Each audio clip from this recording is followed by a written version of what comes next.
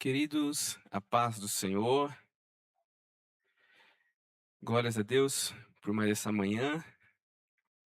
Vamos nos colocar de pé, fazermos uma oração para que Deus abençoe mais essa aula, que venhamos aprender e que, acima de tudo, a gente venha ter o coração transformado, né, por aquilo que Deus nos fala. Senhor Deus e Pai, obrigado, Senhor, por essa manhã, do qual o Senhor tem nos dado aqui mais essa oportunidade de aprender a Tua palavra. Que essa escola bíblica, Senhor, venha ser rica para nós, que as palavras que ouvirmos e falarmos aqui venham fazer guarida em nosso coração, para que a gente venha ser, Senhor Deus, no modelo que o Senhor quer que a gente seja. Pai, nos ajuda, em nome de Jesus. Amém e amém. Glórias a Deus. Pode se sentar, meus irmãos. Mais uma aula aqui, aula 9. Nós estamos na aula 9, uma aula também muito rica. Porque, mais uma vez, ela vai trazer para a gente um olhar para a misericórdia. E agora aqui pensando falando da igreja, né? Falando da igreja, como que a gente pode aprender ou incentivar a igreja a fazer o trabalho de misericórdia, né? E aqui, uma frase interessante que é, acho que aqui, ó, programas não geram misericórdia. Isso pode ser o quê? Projetos sociais, se a gente sair na rua doando coisas, cestas básicas, isso não gera misericórdia. Programas não geram misericórdia. Às vezes pode até parecer, né? Pode até parecer, mas a misericórdia ela está muito além de um programa, de uma estrutura. A misericórdia ela não envolve, ela não, ela fala mais de uma cultura do que uma estrutura em si. É por conta da cultura que criamos estrutura. Porque se nós começarmos pela estrutura, sem trabalhar o coração, sem ter a vida transformada e entender a graça, não é sustentável. A gente não consegue sustentar esse ato de cumprir tabela, porque vai cansar. Vai chegar uma hora que vai cansar, mas quando nosso coração está transformado, a gente consegue realmente se esforçar mais, se doar mais, né? Então, o objetivo bíblico não é apenas a gente ter um ministério de misericórdia, mas uma igreja misericordiosa. Isso é bem diferente. Ministério fala bem de serviço, agora uma igreja misericordiosa, membros misericordiosos, aí fala de coração. Fala de transformação, fala da compreensão da graça, né. E, então, quando nós, entendemos isso, a gente consegue cumprir o nosso dever. Então, ó, o ministério de misericórdia só floresce quando toda a igreja desenvolve uma cultura de misericórdia, enraizada no evangelho. Aqui é uma síntese, tá, de tudo que a gente vai falar e vamos destrinchar isso de uma forma bem legal.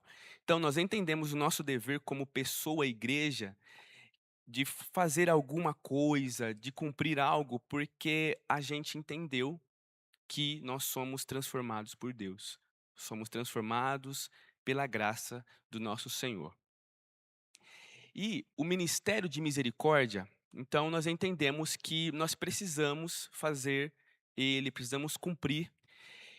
E o ministério de misericórdia ele funciona melhor dentro da igreja. Por quê que eu digo isso? De dar à luz, de começar dentro da igreja. Pelo fato de quê? Pelo fato que aqui na igreja é um corpo, é um corpo. Tem vários membros, várias pessoas. Os dons que nós temos, eles se complementam, né? Aqui cada pessoa tem um dom, não é? Cada pessoa tem um jeito, uma personalidade, e isso ajuda no fortalecimento da nossa cultura dentro da igreja. E por que também é melhor cumprir aqui dentro da igreja? Porque tem, como já falamos aqui, a estrutura e também a inspiração. Por vezes eu não estou fazendo nada, ou quero começar, mas eu não sei direito, aí eu vou ver. Aí eu vejo um monte de gente fazendo. Meu Deus, que para tudo, sai, faz trabalho na rua, sai, visita os pobres, vai no Helena Dorfeld, visita a Fundação Casa, faz um monte de coisa, aí eu fico, gente, o que que eu estou fazendo? Não estou fazendo nada. Isso inspira ver pessoas agindo assim. É algo que me inspira muito, e eu acho que todos vocês também, de nós vemos pessoas físicas fazendo as coisas. Pessoas que, tipo assim, não precisava, mas sempre, todo mês, tem um dinheiro que é para X, que vai para tal lugar, guarda, compra uma cesta básica para tal coisa. Isso inspira a gente. Então, nós estarmos aqui reunidos como igreja é positivo por causa disso. Porque tem mais pessoas, tem estrutura, tem dons, tem pessoas que ajudam uns aos outros. Porque, lembrando também, né, que o nosso trabalho, ele deve mesmo começar aqui, depois ir para fora, né? Do que adianta eu fazer um belo trabalho lá fora, nós fazemos e aqui dentro tem pessoas que estão na necessidade, né? É primeiro os da casa, né, para depois os de fora, né? Mas então isso daqui é para a gente entender dessa maneira. Uma das coisas que a gente pensa e vê sobre as igrejas, que tem muitas igrejas, isso geral mesmo, né? Que o trabalho de misericórdia ele acaba que ele é secundário ou nem existe. Sabe, nem existe, ou é secundário, e gera um pouco de frustração em pessoas que querem fazer, que querem servir, né, tal. Mas nós estamos aprendendo isso, porém, nós entendemos, né. Eu acho que de todas essas aulas aí, nós entendemos que é o nosso dever, não é? Ser misericordiosos, estamos aqui na nona aula, devemos ter um coração que é voltado a isso, fazer algumas coisas, nos colocar. Mas beleza. Mas existe algumas ilusões de achar que nesse ministério precisa de muito dinheiro ou que precisa começar grande, um trabalho estrondoroso e achar que a liderança resolve tudo. E isso não é assim. Precisa de muito dinheiro? Não precisa de muito dinheiro. Acho que com o pouco que nós temos, com o pouco que a gente tem, nós conseguimos fazer, nós conseguimos desenvolver, né. Então dá para a gente começar pouco, começar pequeno e começar com gente como nós, comum, sabe, que não tem tanta coisa, mas consegue unir forças e fazer alguma coisa, né. Se eu tenho um e você tem um, a gente tem 2 para talvez dar para alguém, entendeu. Então é esse trabalho também que nós temos que pensar. Isso aqui é uma ilusão, tá, de achar que precisa de muito dinheiro, que precisa começar grande, isso não precisa. Porque, assim, tem um problema muito grande também, que é essa questão de achar que a liderança resolve tudo, que o pastor não, tem o líder deixa que ele resolve. Tem ali o líder dos homens de honra, deixa que ele faz tudo. Tem o líder de evangelismo, deixa que ele faz tudo. Tem o pastor da igreja, não, ele resolve, ele estrutura tudo, ele faz, ele se ele quiser, ele me chama, né, tem muito disso, né. Mas a liderança não resolve tudo, precisa da gente, de nós, porque tem um versículo muito conhecido que é o de Efésios 4:11, né. Eu acho que a maioria conhece aqui, que Deus deu apóstolos, profetas, evangelistas, pastores, mestres, mas com um propósito. Por que que Deus enviou essas pessoas, esses ofícios, esses ministérios para a igreja? Para preparar para o serviço. Preparar o povo de Deus para o serviço. E esse serviço, ele é levado a quê? A edificar para edificar e construir o corpo de Cristo. É unicamente isso. Então, beleza, tem liderança? Tem. Mas não vai resolver tudo. Tem pessoas que estão à frente do trabalho? Tem. Mas se existe pastor, se existe evangelista, mestres, professores que ensinam, é tudo para preparar a própria igreja para o serviço. E esse serviço então é como se fosse a o pastor ou os líderes dando para a gente, um exemplo, dando uma colher de pedreiro ali, uma colher tem o nome certo dessa colher, não tem? É isso mesmo? É isso mesmo? Dá uma colher e a gente aprende com ele, pega e vai construir. É como se fosse isso aqui. Então o pastor, A liderança unicamente nos equipa, nos dá equipamento para isso. Então, aí quando isso acontece, a gente começa a entender, a servir melhor, a igreja amadurece, nós conseguimos ver testemunhos de pessoas que estão fazendo, pessoas sendo restauradas, edificadas. Então nós precisamos entender isso. Então o pastor, a liderança, não vai resolver tudo, tá? Precisamos do todo, da igreja. Por isso que é importante nós aprendermos muito sobre isso, porque senão a gente não faz nada, né? Por vezes, a gente ouvindo e aprendendo já não faz, né? Imagina sem ouvir, sem aprender, né? E então precisamos entender bastante isso e lembrar também da igreja primitiva, como que era, né? Unidade de coração e propósitos, eles se conheciam, tinham conhecimento de um dos outros, eles compartilhavam voluntariamente, não tinha ali era nítido, coração ali pulsando em prol de outras vidas, né? Não tinha uma imposição, não era um modelo político, não vinha do presidente, não vinha de uma liderança, mas era unicamente pessoas voluntárias fazendo aquilo. Ninguém tratava os seus bens como exclusivos. Havia então uma ajuda generosa em prol de todas as pessoas. E o resultado disso daqui que a gente vê então, isso daqui é o exemplo de uma cultura que é misericordiosa. Por que cultura? Envolve todo as pessoas. Quando nós estamos inseridos numa cultura, a gente e cresce nessa cultura, nós não temos resistência de cumprir algumas coisas.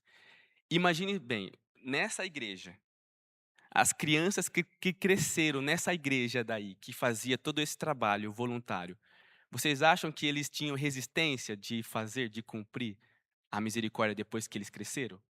Não, porque eles cresceram nesse contexto. Viram os pais, as mães, as tias, tudo se envolvendo em prol de ajudar as pessoas.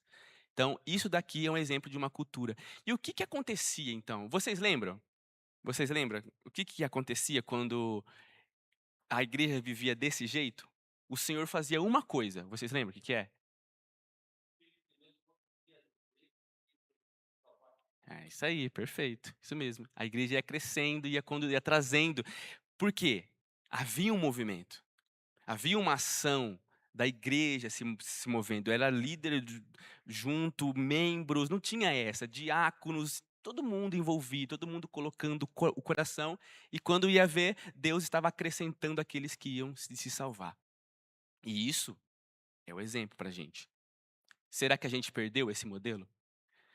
Será que a gente tá muito distante disso? Para a gente refletir. Será que a gente está olhando muito para nós, olhando muito para o templo em si, não fazendo esse trabalho nas comunidades, nas ruas ou aqui dentro mesmo? Será que nós estamos falhando? Se aquele é o modelo, quão distante nós estamos, será, desse modelo? Quão distante nós estamos? Então, serve para nós refletirmos. Então, perceba que a igreja primitiva não era programa. Não tinha programa, não tinha um departamento X. A igreja toda fazia isso. Era uma cultura, era uma cultura. Então percebamos isso. A misericórdia da igreja, ela torna o evangelho visível. O que que torna o evangelho visível? Quando nós vemos pessoas sendo transformadas, pessoas sendo resgatadas, atingidas, e outros que estão vendo sendo constrangidos por, meu Deus, eu preciso fazer alguma coisa, né? Então, então a igreja primitiva, ela ela reagia ou agia? E aqui eu quero perguntar, tipo assim, vou explicar. Reagir é o quê? Alguém vir até mim e eu fazer alguma coisa para aquela pessoa. Eu reagi, porque eu estou agindo porque ela veio até mim. Eu reagi a uma ação. Agora, uma ação é eu ir e fazer alguma coisa. A igreja primitiva agia ou reagia? É, agia. Isso. E, na verdade, essa deve ser a nossa ação, de não esperar as pessoas, procurarem, virem até nós. Não esperarmos as pessoas não, eu só vou ajudar quem bater na minha porta e me pedir alguma coisa. E, por vezes, quem está realmente precisando não faz isso. Porque tem culpa, envolve vergonha, envolve constrangimento. Então, o nosso trabalho ele deve ser ativo, proativo para fazer isso, sabe. Não esperar alguma coisa acontecer de ruim, que nem nós falamos numas aulas passadas, né. "Não, eu só vou ajudar aquele que está na fossa. Esse aqui tá até que bonzinho, então não vou ajudar não". Misericórdia pensar assim, né. Meu Deus do céu, terrível, né. Então a igreja deve agir ativamente, e nem sempre quem mais pede ajuda é quem realmente mais precisa. Muitos necessitados ficam invisíveis, e isso que é triste. Estão invisíveis ali e, por vezes, da gente ir em alguém, conversar, trocar uma ideia, perguntar, e a gente vai conseguir ajudar alguém que estava ali pedindo. Já pensou você ser a resposta da oração de alguém? Bonito, né? Nossa, eu estava orando aqui, eu não quero pedir ajuda, mas, meu Deus do céu, Deus te enviou porque eu estava precisando disso. Já pensou ser a resposta? Mas isso vem do seu coração, de Deus tocar no seu coração e você fazer algumas coisas. Ou até aqui, já tem pessoas que já têm coisas no coração, só que está resistente em fazer, sabe. Talvez isso daí seja Deus tocando no seu coração para fazer alguma coisa. Então entendemos que precisamos não de muitas estruturas, mas de uma cultura. Guarde isso, uma cultura que está aqui, ó. É como se fosse está no DNA nosso. Está correndo nas minhas veias isso, eu não consigo não fazer. Eu não consigo não ajudar. Eu preciso, eu tenho, tipo, sou eu. Eu recebi isso de Deus, então eu preciso fazer isso. Sabe, isso tem que estar no nosso sangue, correndo aqui com a gente, sabe, no nosso íntimo. E então precisamos entender que nós precisamos dessa cultura. E aqui vou colocar 3 pontos dessa cultura, tá? 3 pontos, na verdade 3 pontos para desenvolver essa cultura. O primeiro é o ensino bíblico, o segundo, testemunhos e exemplos visíveis, e em terceiro, uma comunidade, tá? Uma comunidade verdadeira ou uma família verdadeira. O primeiro ponto que a gente entende muito bem isso, que é sobre ensino bíblico consistente. Nós entendemos que a Bíblia ela nós falamos, né, que ela é o manual de tudo, é ela que traz a vida para a gente, e nós precisamos constantemente ouvir aqui na igreja sobre alguns pontos, que é o quê? O ponto sobre a compaixão. A compaixão. Vocês lembram que o samaritano, a Bíblia fala que ele se moveu de íntima compaixão. Tem uma versão que fala sobre compaixão e outras não. Jesus, em muitos momentos, o coração, ele tinha compaixão. E a compaixão, gente, ela traz, realmente ela faz a gente agir. Quando é compaixão literalmente espiritual mesmo, a gente faz a gente agir, sabe? Faz a gente. Então nós precisamos ouvir constantemente sobre compaixão e estudar também, né? Não esperar só ter um módulo sobre compaixão, mas a gente mesmo estudar alguma coisa. Nós irmos dicionário e ver o que significava. Nossa, por quê? Que é isso? Por que compaixão? Parece compaixão por quê? Vamos ver o que é. Sabe, essas perguntas e aí a gente vai entendendo melhor. E aprender mais também, ouvir consistentemente, regularmente sobre a justiça. Pensando que o nosso Deus é justo, se tem uma coisa que realmente Deus falou é sobre isso daí, ó, justiça. Que a verdadeira religião é cuidar dos órfãos e viúvas nas suas necessidades e também se desviar do mal. E tem outras passagens que falam assim que Deus é justo porque ele cuida dos órfãos e das viúvas. Lá em Salmos fala sobre isso. Então é uma forma de justiça, de você ajudar aquele que está precisando. De talvez você ouvir alguém de um jeito e você agir para cuidar daquela pessoa com justiça, né. E também ouvir sobre o cuidado com os pobres. Pobres mesmo. A Bíblia é explícito sobre isso, nós estamos vendo sobre isso. E também sobre o amor ao próximo. O amor ao próximo também, que é extremamente importante. o grande mandamento, né? Precisamos disso. E por vezes nós precisamos de ouvir como nós estamos fazendo aqui de algo realmente prático, sabe? O que é amar ao próximo praticamente? Na prática. Amar o próximo como a mim mesmo. Tá, beleza. Como que é isso? Como que isso é evidenciado na prática? Eu ajudando, eu amando alguém, sabe? Será que será que eu me amo, eu espero eu estar totalmente ruim para eu me ajudar? Às vezes sim, porque às vezes a gente espera estar bem doente para ir no médico, né. A gente espera piorar para tomar remédio, a gente espera piorar alguma coisa, né. Mas, por vezes, a gente não pode fazer isso com o próximo. E aqui tem esse versículo muito forte, de 1 João 3,17. Se alguém possui recursos materiais e vê seu irmão necessitado e não se compadece, como pode permanecer nele o amor de Deus? Nossa, João, na cara assim, meu Deus. Então, olha isso, aqui está explícito. Se eu tenho recurso, estou vendo alguém e não faço nada, será que o amor de Deus está em mim? Será que eu estou vivendo amor? Será que eu compreendi o amor de Deus realmente? Eh, essa pergunta eu já tenho. É não, é dificilmente, dificilmente. Então, quando a gente ouve bastante sobre isso, a palavra nos constrangendo, esse ensino bíblico, a gente precisa disso. Então, quando a palavra ela forma a nossa mente aqui dentro, a misericórdia ela deixa de ser opcional. Não é uma opção. Ela acaba que ela passa a fazer parte da nossa identidade cristã. Constantemente isso. Nós precisamos fazer isso. Então, quem pode fazer o bem e não faz, peca. Se você vê seu irmão em alguma necessidade, você tem recurso e você não faz nada, será que o amor de Deus está em você? Você fala que ama a Deus e que você não vê. Aí depois você fala que ama seu irmão, que você não ama nenhum, né, ambos, você não ama ambos aqui. É porque a evidência do nosso amor a Deus é o meu amor ao próximo. Isso é nítido, é nítido. Gente, se eu amo a Deus acima de todas as coisas, realmente, eu não vou deixar os filhos deles ruim, eu não vou deixar, fazer coisas que ele não quer que eu faça. Ele me ordenou fazer X. Foi na última aula que nós falamos sobre daquele versículo que se alguém me ama, guarda os meus mandamentos. Tipo, se você me ama mesmo, tá aqui ó, pô, a evidência realmente é isso.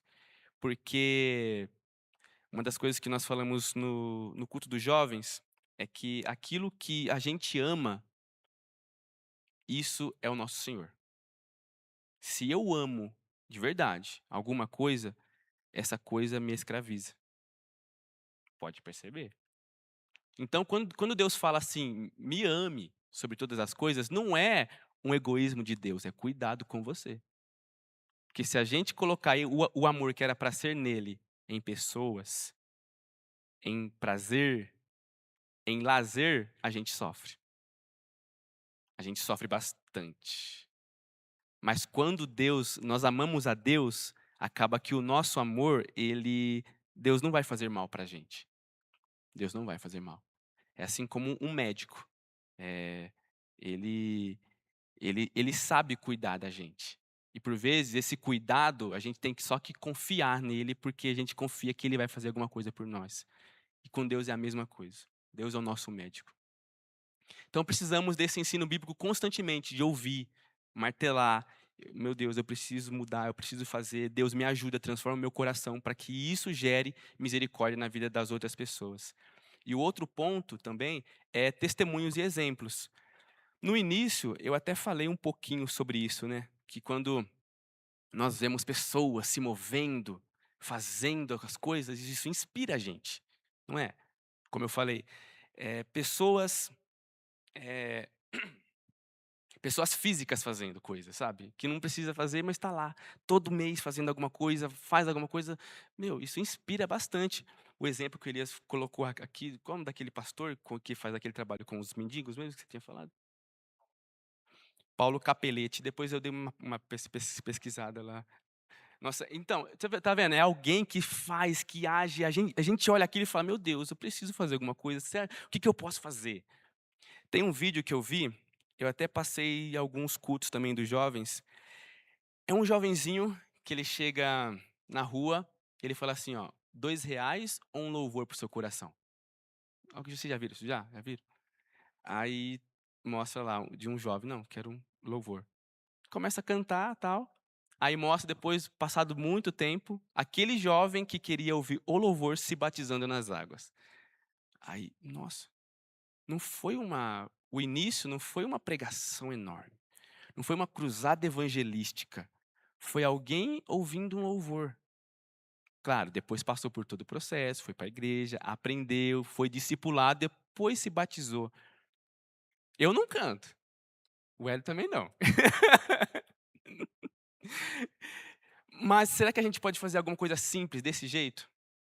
De chegar em pessoas de forma simples, tranquilamente, para fazer alguma coisa, levar alguma coisa. Tem outros também que eu vi alguns vídeos que depois eu fico chorando, né, eu fico pensando: "Será que eu só estou chorando, não estou fazendo nada, o que que adianta, né?".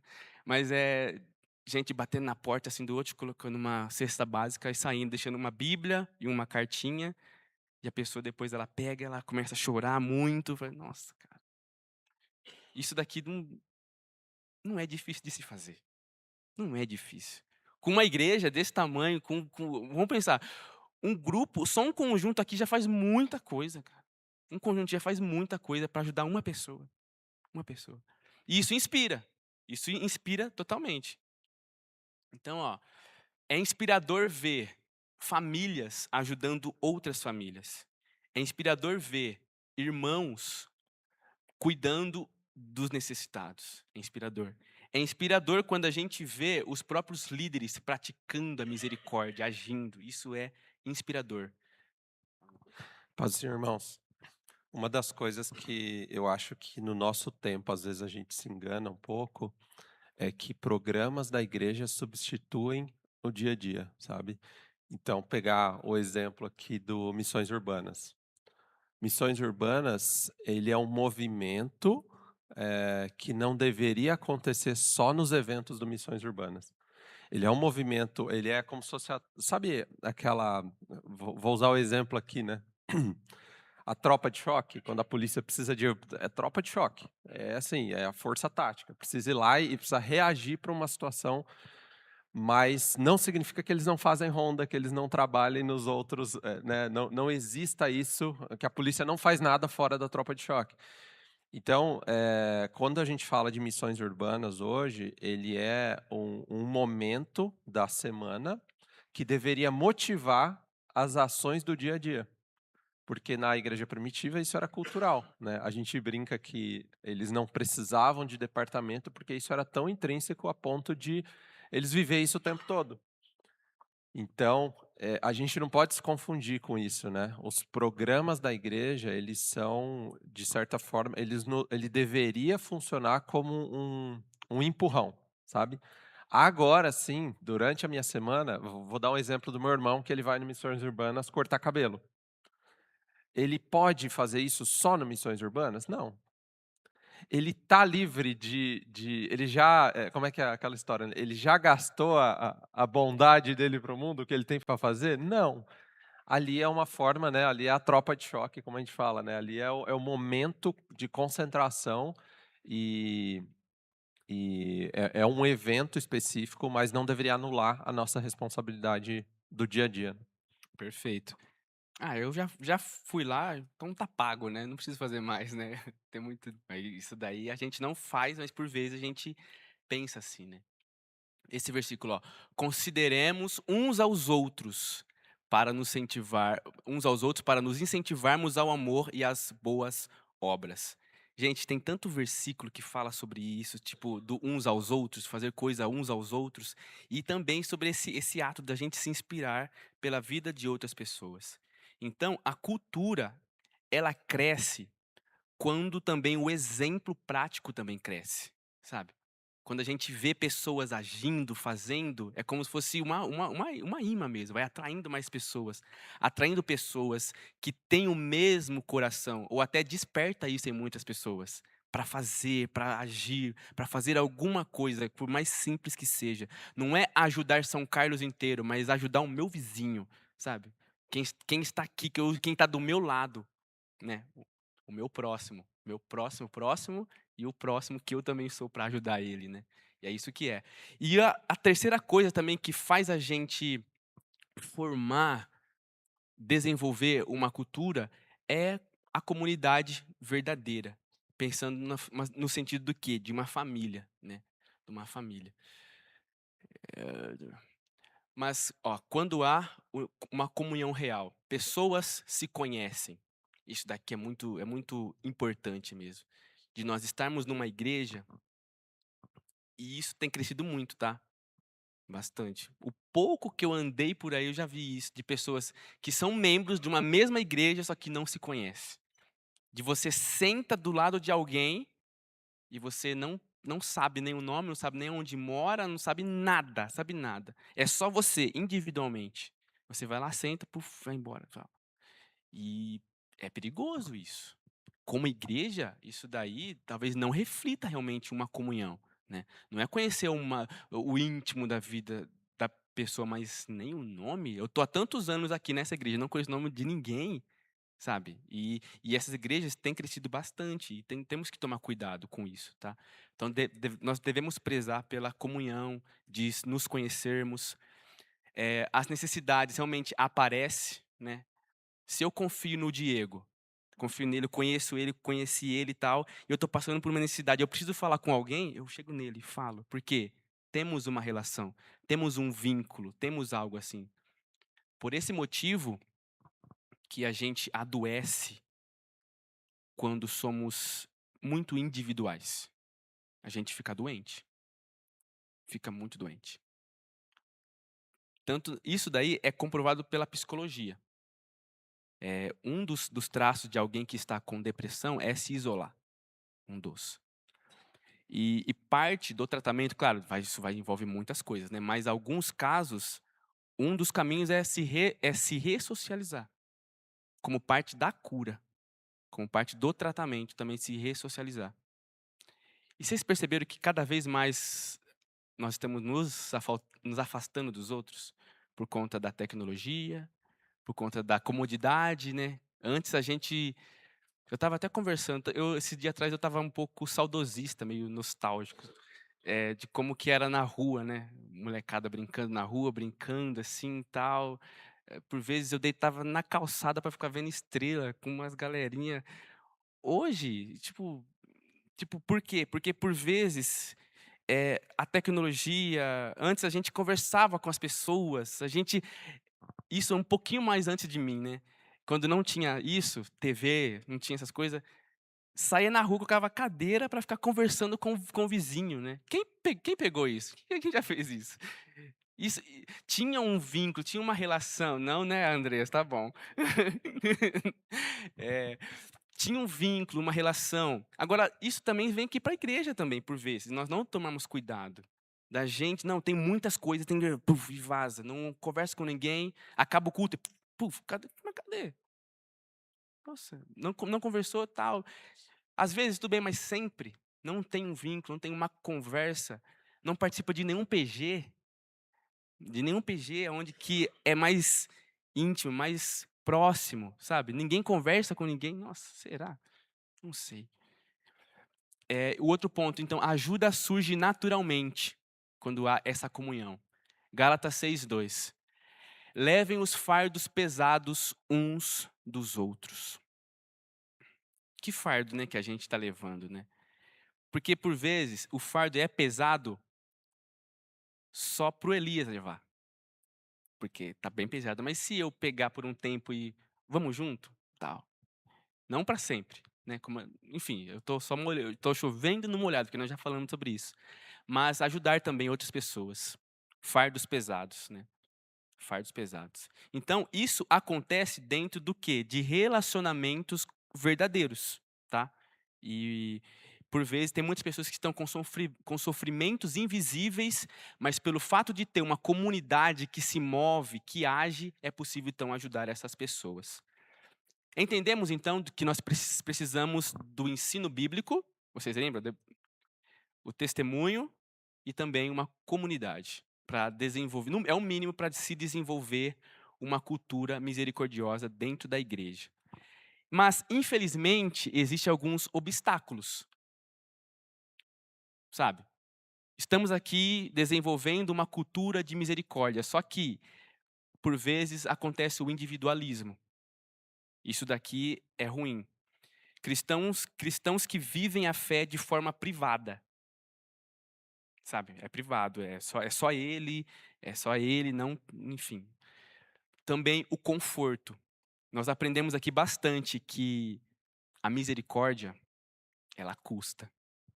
O ato de misericórdia custa e por vezes custa caro. É desconfortável. Por vezes é bem desconfortável. O ato de em si mesmo, de da gente fazer um trabalho em prol para restaurar uma vida é trabalhoso. É bem trabalhoso. E também a falta de relacionamento, como nós já falamos, de comunidades com relacionamentos superficiais que não percebem as necessidades dos outros. Mas a raiz de tudo isso é o esquecimento do evangelho. Isso aqui são os 4 pontos que são obstáculos para isso. Então, quando a graça deixa de ser central, o nosso coração se torna duro. Por isso que o evangelho precisa estar sendo falado, a gente ouvindo, a gente falando, a gente lendo sobre o evangelho. Precisamos disso. O Kennedy, quando a gente fala sobre essa questão do individualismo e também da comunidade verdadeira, você mencionou o pequeno grupo, né? Na igreja primitiva, a ausência das casas era quase que impensável. Se a gente for pensar na ceia deles, a ceia deles era partir o pão nas casas. Né? Então, imagina, tem uma igreja grande aqui no estado de São Paulo que os domingos de ceias, eu não sei se alguém já ouviu, né? Eles começaram a fazer nos PGs. Então, não tem culto na igreja em domingo de ceia. Porque originalmente é a ceia, é a mesa. É que a gente facilita isso, né? Numa comunidade grande. Mas por que que esse partir do pão é a mesa da casa? Justamente por conta disso, né? Não é a minha ceia. Não é o meu pecado que eu confesso, é o nosso pecado. Não é o meu pai, é o nosso pai, né? Então, essa questão do individualismo, se a gente pega as pessoas se conhecerem, que o Kennedy falou, né? A ajuda surge naturalmente. A ajuda não surge naturalmente no culto. Onde é que a ajuda surge naturalmente hoje? Nos nossos pequenos grupos.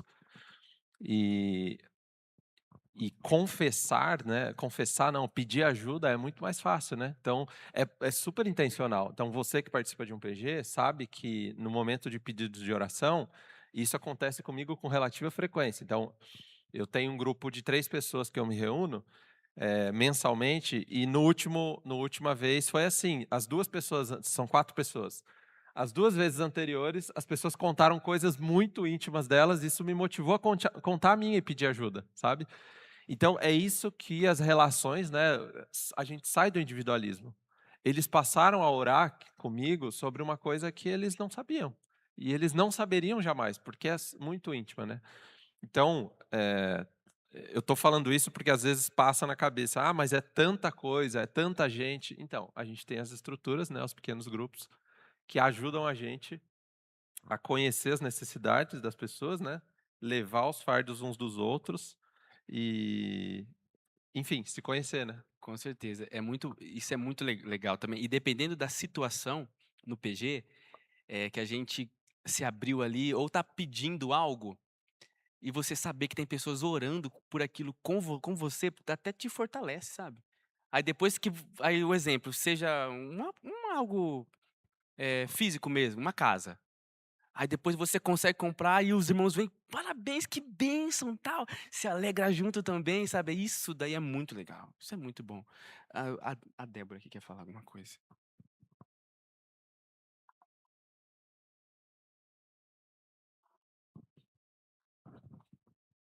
A Thaís compartilhou lá com a gente um podcast, eu parei para ouvir, não sei se você ouviu também. E numa parte do podcast fala justamente sobre isso. Começa a falar sobre a história da igreja, né? Como ela surgiu, as mudanças que teve, parte do clero e tal. E no final, qual que é a conclusão? A igreja primitiva era uma igreja comunitária. O culto era, todos participavam do culto e se relacionar era parte do culto, né? E hoje a gente vive numa sociedade que o culto às vezes é mais para ser assistido do que vivido. E se relacionar, aliás, e o culto não para só em cantar, ouvir a palavra e ir para casa. O se relacionar é um culto também. E aí ela comentou que igrejas grandes usam a estratégia das células, né, e dos PGs para facilitar essa comunhão, mas independente se há ou não as células, o fato de a gente sair de casa e ir para a igreja, estar com nossos irmãos, a gente já precisa ativamente viver essa comunhão, esse se relacionar. Você está sentado do lado de alguém no domingo, antes da oração, o pastor, a gente tem a liturgia de perguntar, né? Quem precisa de oração? Aí todo mundo levanta, eu e minha casa. Mas especificamente, você pode talvez perguntar para quem está do seu lado, qual que é o seu problema? Posso orar por você? Não necessariamente ser num PG. Eu achei essa ideia muito legal. Tipo assim, a gente ter essa consciência de relacionar no culto. Muito bom. Muito bom mesmo, legal, muito bom. Então nós precisamos fugir disso daí, do individualismo, que a gente pode cair realmente nisso, e não se esquecer do evangelho. Tem algo que eu sempre lembro. Nós somos a imagem de um Deus que fala nós, e não eu. Façamos a nossa imagem, conforme a nossa semelhança. Somos a imagem desse Deus que. Então, para a gente estar pleno, também precisamos estar com outras pessoas. Então, é nós.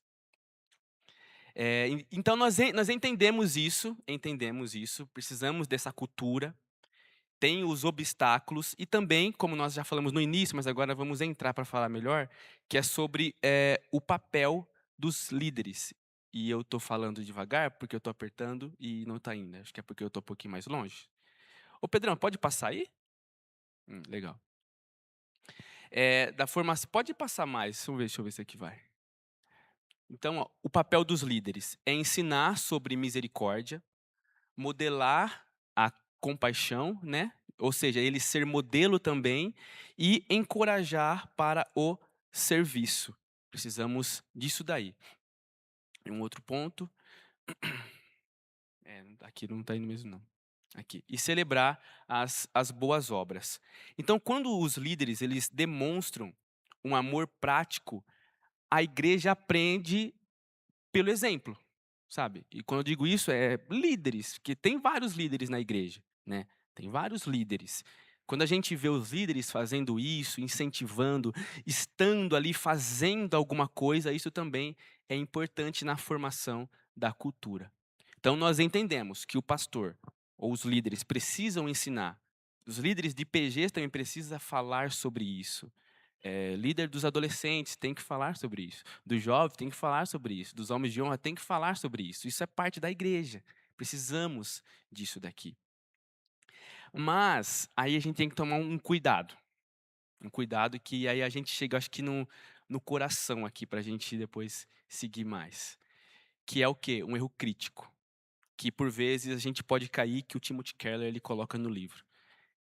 O pastor ele ensina, ele pode falar: haja com misericórdia, faça parte do ministério, ou faça parte de um departamento, mas um erro que a gente não pode cair é o erro disso aqui, ó, do pastor impor de cima para baixo. Não consegue. E a igreja só obedecer por obrigação. Isso daqui pode até começar. Pode até dar um start. Só que isso não é sustentável, isso não tem sustento, não tem consistência isso. Mas como assim não tem consistência? Não tem consistência. Porque ordem nenhum vai gerar misericórdia no seu coração. Mandamento nenhum. Tenha misericórdia. Sabe, não vai. Você pode agir, praticar, fazer. Só que o Timothy Keller ele coloca algo bem legal, mas vamos entrar. Então, aqui um erro é uma imposição.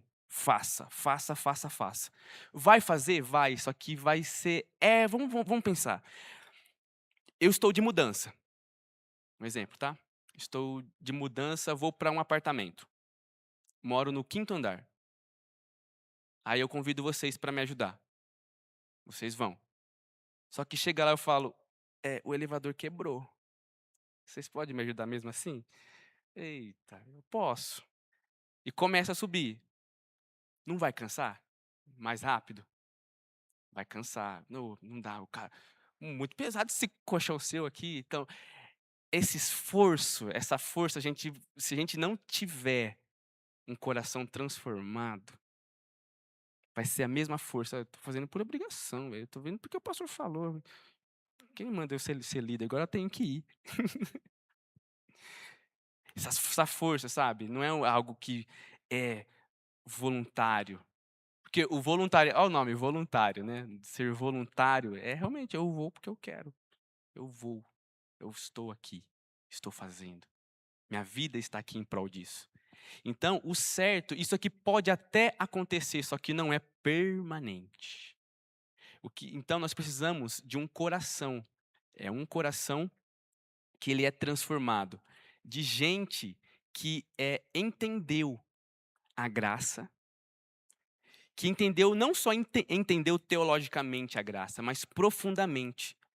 E quando a gente entende a graça profundamente, é quase impossível a gente ignorar algumas coisas, como alguém em situação ruim, como alguém que está precisando de uma simples oração, de simples abraço, está mal, a gente está vendo que a pessoa está mal e a gente não faz nada. Um coração transformado gera misericórdia. E a misericórdia de verdade, ela nasce de dentro. Então, a misericórdia não vai sair daqui ou de um microfone. Ela tem que acontecer aqui, ó, no todo. No todo. Então não é de cima para baixo. Se for ver, é de baixo para cima. Aqui, acontecendo aqui. Então, o que realmente sustenta o ministério de misericórdia é um coração transformado. Isso vai gerar voluntários comprometidos, sabe? Movidos por algo maior. E esse aqui é o ponto central disso aqui. O motor do ministério não é o dinheiro, como nós falamos lá no início. Não é a liderança, mas sim você disposto. Eu disposto. Nós, pessoas dispostas a fazer. Isso é o motor. Isso é. Então, o sentido correto disso daqui é isso aqui, ó. Não é de cima para baixo, mas de baixo para cima. Por quê? Para permanecer. Porque imagina só a cena, eu sou o pastor dessa congregação.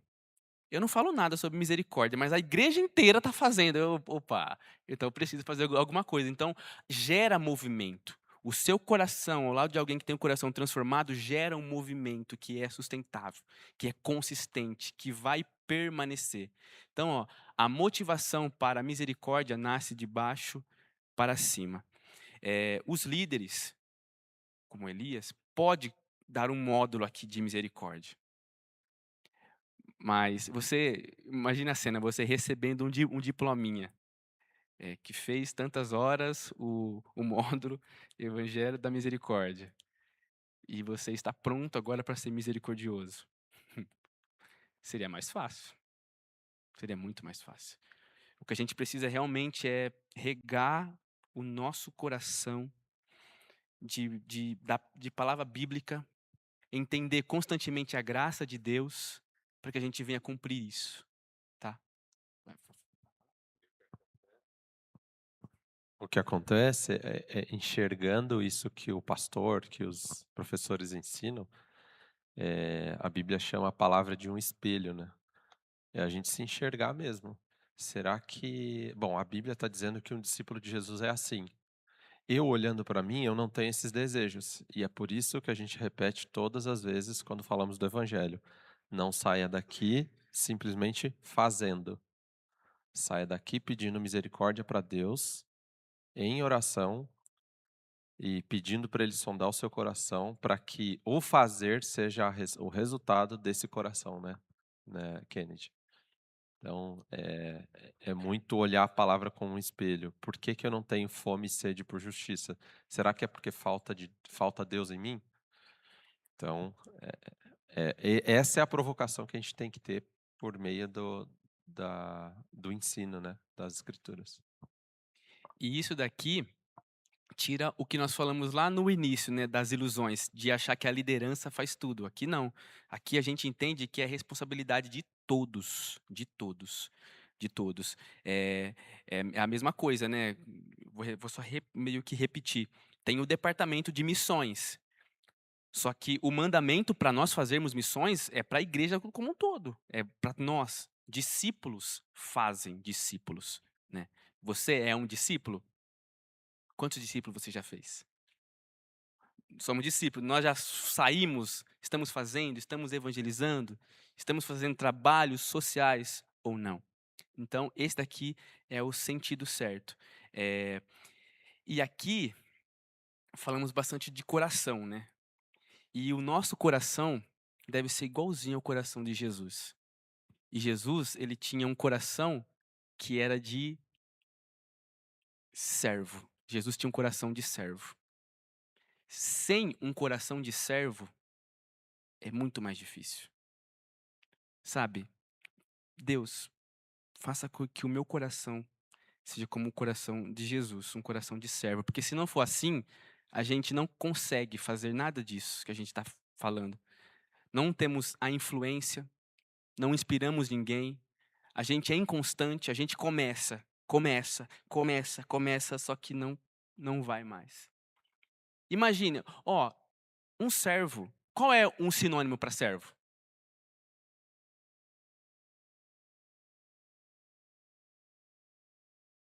Sinônimo para servo? Empregado, submisso. Mais um, escravo. Pensa no. Vocês trabalham, né? A Maria aqui trabalha. Subordinado. Deu o horário de você entrar, você entra no seu trabalho, não é? Porque você é um empregado ali. Se eu sou um escravo, não tem hora. E a gente tem que ter esse coração de servo. A gente é inconstante por vezes porque a gente ainda não internalizou. Tipo, eu tenho que fazer. Você quer? Não quero, mas eu tenho que. Aí nesse caso tem o tutu também, não é verdade? Não quer? Não quer dar o sustento para sua casa? Então faça isso. Quando a gente aceita Jesus, a gente fala que ele é o nosso salvador, né? Mas só isso. Ele é salvador, mas é senhor também. E se ele é senhor, eu sou servo. E se eu sou servo, eu já não comando mais a minha vida. É. Aí Paulo fala sobre já estou crucificado com Cristo. Aí fala em Filipenses, né, que tenha em vós o mesmo sentimento que houve em Cristo Jesus, que sendo Deus não teve por usurpação, mas ele aniquilou, ele humilhou, ele desceu, tirou o seu próprio eu por conta de uma missão. A gente tem que fazer a mesma coisa. Isso é um coração de servo. Não tem mais eu.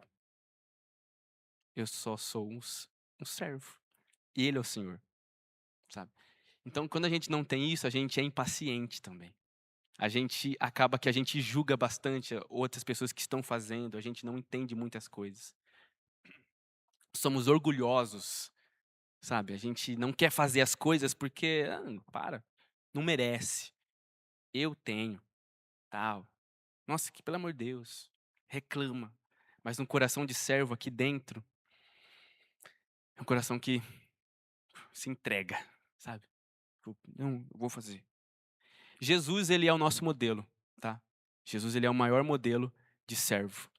Isaías 53 chama ele de servo sofredor. Dele ali. E como que era Jesus? Ele ensina isso aqui, ó, que servir mesmo em sofrimento. Jesus mostra isso.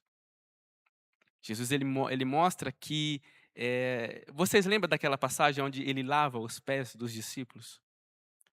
Poucas horas depois ele ia estar numa cruz.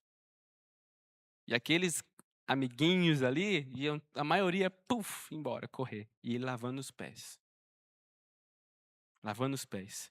Então, servir com coração de servo é não esperar que a vida esteja perfeita para eu fazer o que precisa ser feito. Só precisa ser feito. Mesmo que por vezes eu esteja em necessidade, que não esteja bem, esteja triste com alguma coisa, mas eu tenho que fazer as coisas. Porque eu sou o servo. Liga pro seu chefe e fala assim: hoje eu não vou não, eu não tô bem. Eu não tô bem. Ou um escravo falando: não, hoje eu não vou. Tô tristinho. Não rola, não vai dar certo. Jesus, ele ensina servir sem merecimento. Ele serviu aos seus discípulos. Ele serviu os traidores. Ele serviu aquele que ia negar. Ele ajudou aquele que iria mandar ele para a morte, para o sofrimento. Então, o serviço nosso, ele não depende de reconhecimento ou de um agradecimento das pessoas. Porque se a gente esperar isso, um reconhecimento, ou pessoas que reconhecem que eu faço, ou que merece, eu vou parar no primeiro ato de ingratidão, eu paro. Eu paro, porque eu não estou focando na missão, estou focando no sentimento que eu quero ter, o parabéns que eu quero receber. Nosso coração é assim, gente. O coração humano é assim. O coração humano é assim. Por isso precisamos ser transformados no modelo que Deus quer pra gente. Um coração de servo, ele também tem uma atitude, né? Então, ó, servir com humildade. Atitude de humildade. Aquela passagem ali, ó, de Jesus lavando os pés dos discípulos. E aqui que está o ato do verdadeiro diácono, né, que ele atende às necessidades básicas. E nós, cristãos, devemos ser assim como Jesus, desse mesmo jeitinho, de olhar quem precisa e amar sem critério, sabe? Sem colocar. O amor não tem essa de critério. Devemos amar as pessoas. Eu sempre pego e sempre lembro, meu Deus, eu tenho que amar o meu inimigo. Gente, inimigo não é alguém que eu só tenho uma rixinha. Não, inimigo é inimigo mesmo. Inimigo é, tipo, não é que eu não vou com a cara. Inimigo é inimigo. Numa guerra, é um lado que está matando o outro. Isso é inimigo. Eu tenho que amar meu inimigo. Então nós devemos assim, fazer isso. E entender que servir é um dever. Não é opcional. Tá? Não é opcional. E Jesus aqui, nessa passagem, ele fala algo legal, né? Eu dei o exemplo para que vocês vão e façam o mesmo, né? Façam o mesmo. Pois eu dei o exemplo para que vocês vão e façam o que eu fiz. Então Jesus, ele ensinou que Jesus veio para ser servido? Não. Isso é o Deus, o Filho, o modelo de homem, o modelo de ser humano falando, eu não vim para ser servido, eu vim para servir. Tem algum Jesus aí que fala às vezes que veio para ser servido, mas não. O nosso Jesus, ele veio para servir. Então, a liderança cristã, ela segue esse mesmo caminho. Então, nós devemos então ter o coração e a mente transformada. Coração e a mente de servo, que o foco é no motivo. Como assim foco no motivo e não no retorno que aquilo vai me dar? É no motivo. É para transformar vidas. Um alcance incondicional, que segue o exemplo de Jesus e é alerta contra o orgulho. E também ele tem a disposição para fazer o que precisa ser feito. Falamos em algumas aulas passadas que a maior apologética não é você com o microfone ou você com um folhetinho A maior apologética são os seus atos. Essa é a maior apologética. O que é a apologética? É o ato de você defender a sua fé. Não tem argumento contra alguém que se doa em prol dos outros. Alguém que se coloca. Não tem um argumento contra de alguém que isso constrange muitas pessoas. Vocês lembram de uma das aulas que nós falamos sobre o imperador Alexandre, que ele falou assim, gente, como é que pode esses cristãos que nós estamos perseguindo eles estão ajudando os deles e os nossos, e a gente não está fazendo nada, precisamos fazer alguma coisa. Isso constrange. Mas isso é o quê? Isso acontece só quando temos um coração e uma mente de servo. Então, lembra que nós falamos que a igreja primitiva, ela não reagia, ela agia? É isso. Um coração de servo, ele faz. Ele está fazendo. Você precisa fazer alguma coisa. Que seja orar por alguém. Orar por alguém. E quando eu falo orar por alguém, eu quero afunilar um pouquinho mais. Específico. Não orar, Deus, eu oro pela igreja, por todos os pedidos. Não, você pegar o pedido de alguém, especificamente, e você orar por aquela vida. Eu sei que tem pessoas que estão fazendo isso por mim. Eu sei disso. E você está fazendo isso por alguém? E você adotar aquela pessoa na oração para você orar por aquela vida? Agora vamos abrir mais um pouquinho. De você visitar pessoas? Você, por si só, levar o que a pessoa está precisando? Eu só quero que vocês lembrem de tudo que a gente falou. Tá? Que tem um jeito certo de se fazer, e etc, etc. Não é fazer na loucura, mas precisamos fazer alguma coisa. Tá? A solução, então, é adotar uma postura ativa, tá? Fazendo o que precisa ser feito. E os benefícios de nós agirmos assim, não só com reação, mas com ação, é que, por vezes, a gente realmente identifica quem realmente está precisando. Porque tem muita pessoa que não estão falando, estão invisíveis. Estão passando fome e não estão invisíveis, ninguém está vendo. Estão à beira de perder algumas coisas e estão invisíveis, ninguém está fazendo nada. Mas a gente ir e fazer é o caminho. E agora, precisamos constantemente disso aqui. Ó. É uma imagem estranha, mas eu quis colocar a cruz como se fosse uma raiz. O evangelho como raiz. Porque Cristo, ele viu a nossa miséria espiritual. Cristo, ele se aproximou de nós. E esse mesmo Cristo, ele pagou o preço da cruz e ele também nos reconciliou com Deus. A raiz está aí, ó, o evangelho. Se a raiz é o evangelho, quer dizer que a árvore também tem que ser o evangelho. O fruto também tem que ser o evangelho. A raiz da sua vida ou da minha vida é o evangelho. Eu estou firmado e enraizado no evangelho. A minha base, a minha plataforma, o meu alicerce é o evangelho? Ou não? Tem que ser, né? Tem que ser. 1 João 3,16. É 1 João, tá? Não é João, não. Nisto conhecemos o amor. Jesus Cristo deu a sua vida por nós e devemos dar a nossa vida pelos irmãos. E aí? Aqui já resume tudo. Resume tudo. Então a igreja tem que estar preparada para isso aqui, ó, dar a vida em favor de outros irmãos. E dar a vida não é morrer. Vai ter situação? Talvez, não sei. Mas é colocar a minha vida em favor de outras pessoas. Colocar a minha vida, sabe?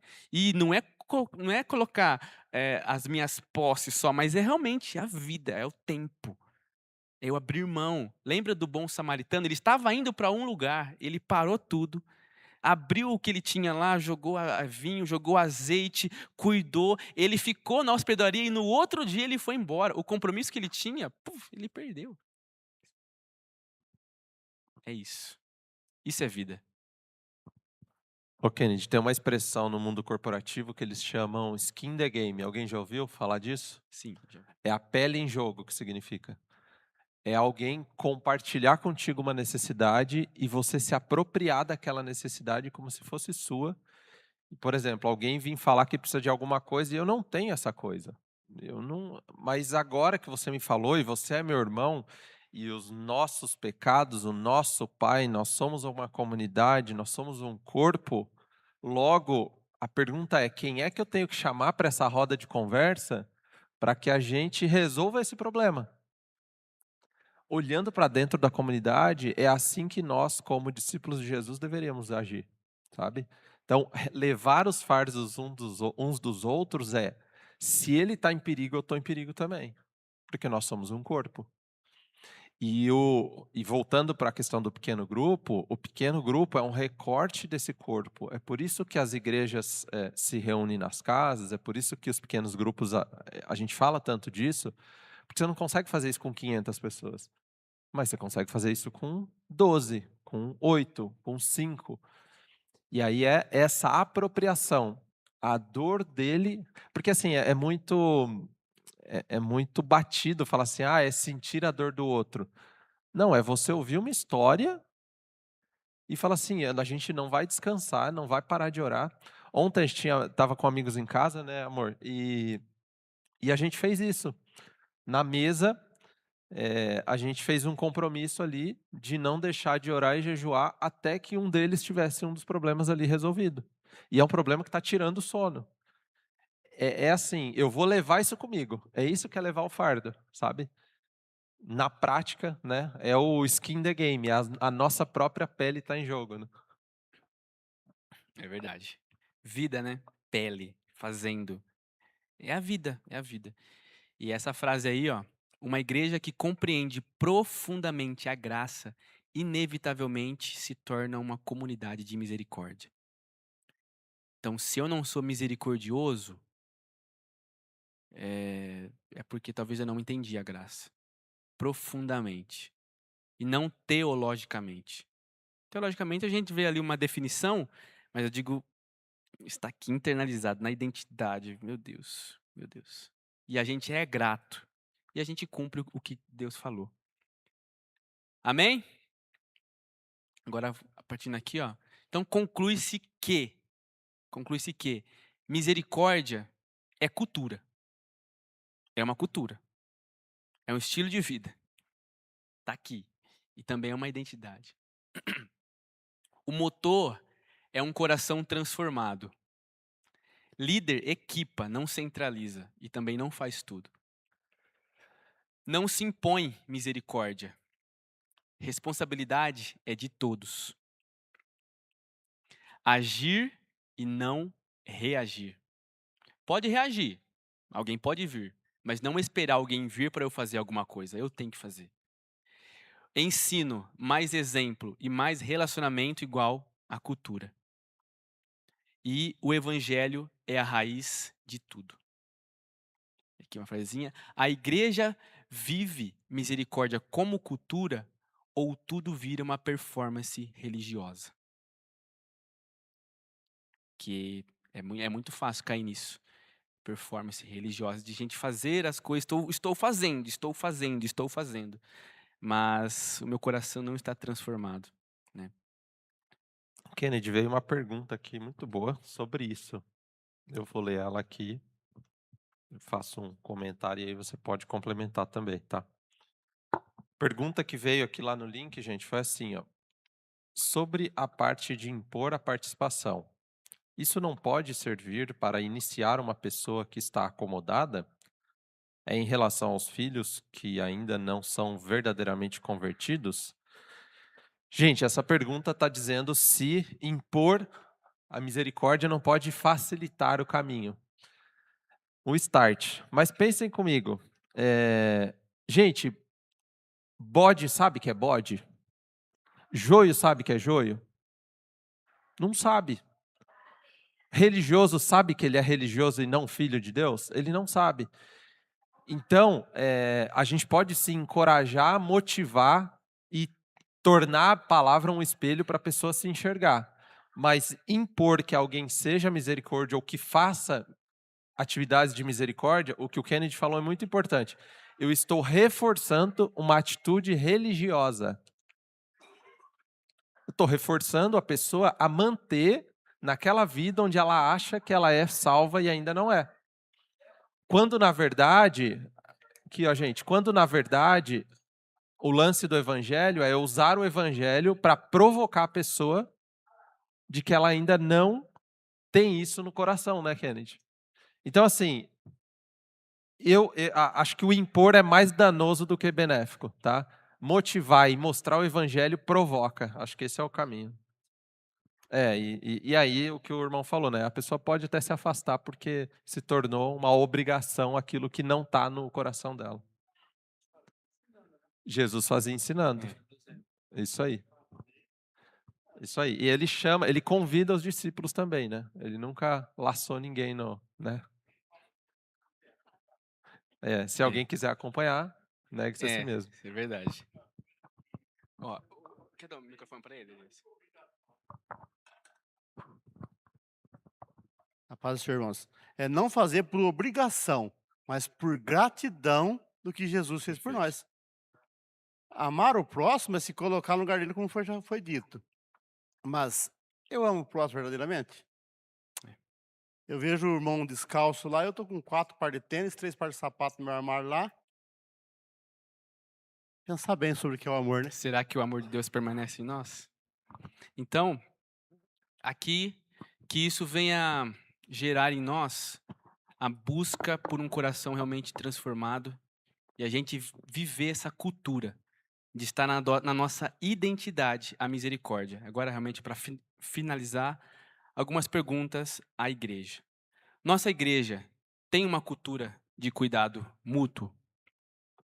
As necessidades das pessoas são visíveis ou escondidas?